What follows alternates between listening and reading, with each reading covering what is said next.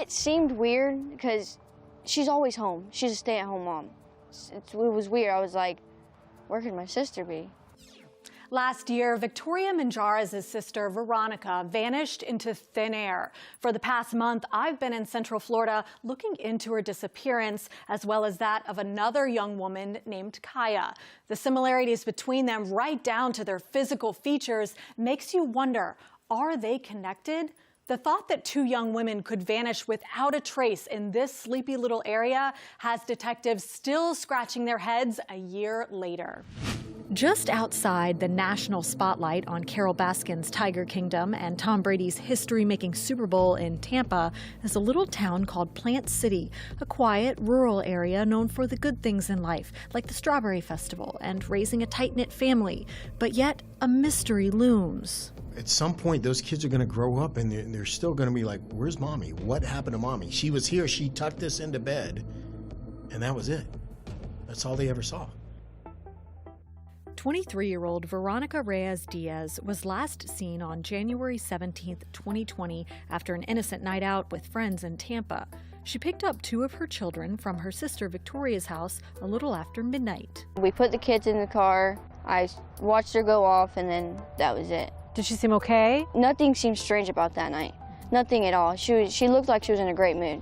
Camera footage caught her coming home at 1:45 after picking up the kids. The Hillsborough County Sheriff's Office has released a podcast called Unfinished Business that looks into Veronica's case. When she gets to the residence, she takes both the children inside, tucks them into bed. Her husband's asleep in his room with the other child, and the two children have been interviewed, and they say they hear Mommy go back outside. After that, that's it. Veronica's never seen or heard from that we know of that we can verify again. Where she lives at, walls are real thin. And with her being real loud, somebody would have heard something. But I'm just afraid, people in that area, either they're undocumented or, they're just scared to speak up. Veronica's husband, Francisco, told detectives that he never saw his wife, but the following morning he found her SUV in the driveway. He says the passenger door was open and her wallet with money and her ID were on the passenger seat, along with the shirt she wore that night.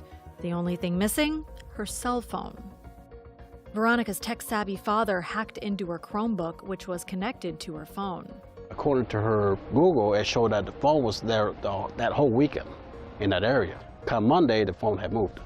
And then it was shut off or died. With no leads whatsoever, Veronica's family begins to search the vast woods right behind her trailer park. We were just looking for any clues, anything. Anything and everything. Like any little thing. Fidencio started looking into his daughter's personal life. As far as their relationship, her and her husband's, I thought everything was okay, but after I did a little digging after she disappeared, come to find out it wasn't okay between them. That's something her Aunt Claudia also claims. The marriage wasn't what it seemed.